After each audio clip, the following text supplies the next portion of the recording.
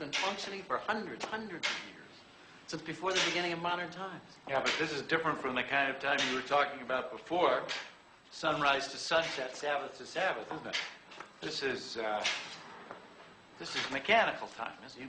You bet it is, you bet. I sometimes think that this clock, this machine, is what constitutes humanity's first real break from the world of nature. Wouldn't you say so? Hello?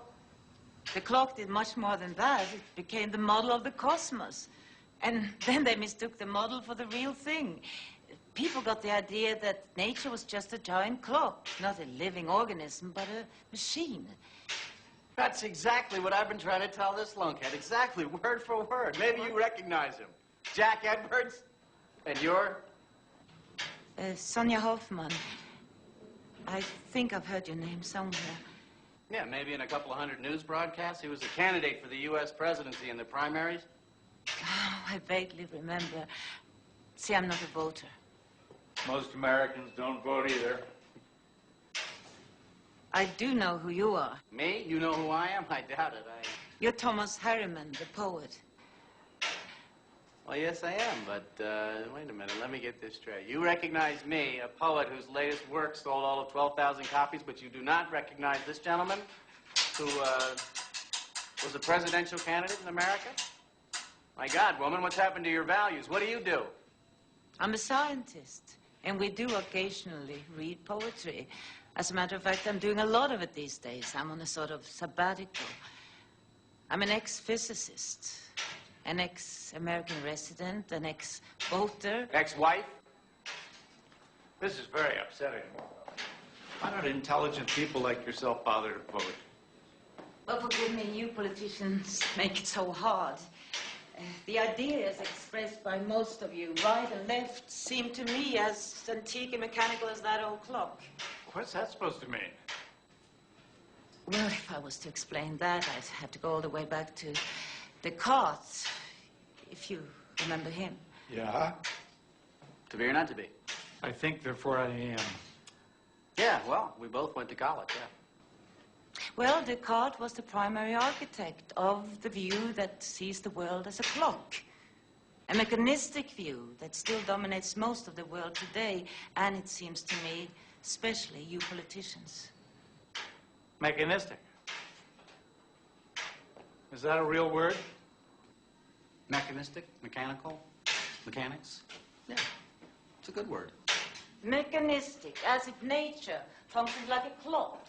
You take it apart, reduce it to a number of small, simple pieces, easy to understand, analyze them, put them all back together again, and then you understand the whole. Isn't that what's known as scientific thinking, Miss Hoffman?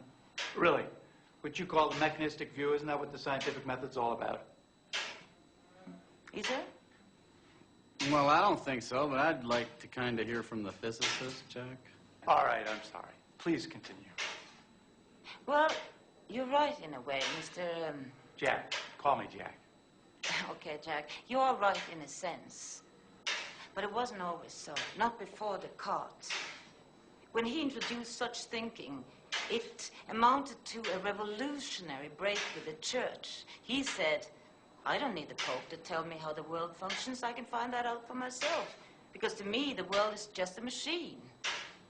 And then he became fascinated with clockworks and made the clock into a central metaphor. He said, I consider the human body as nothing but a machine. A healthy man is like a well-made clock. A sick man is like an ill-made clock. Well, the metaphor seems a little clumsy now, but it worked, didn't it? Yes, so successfully that scientists came to believe that all living things, plants, animals, us, are nothing but machines. And that's the fallacy. It carried over into everything, arts, politics.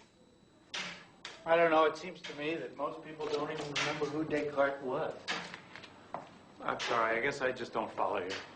But he'd like to. If you could just break it down into 30-second media bites, that's more what he's used to. Very funny. All right, what is it that I don't recognize? What's so bad about Descartes? But there's nothing bad about Descartes. In fact, I think The card is wonderful. He was a godsend to the 17th century. But times have changed since then. We need a new way of understanding life. That pendulum, for example, has long since been replaced by a tiny quartz crystal.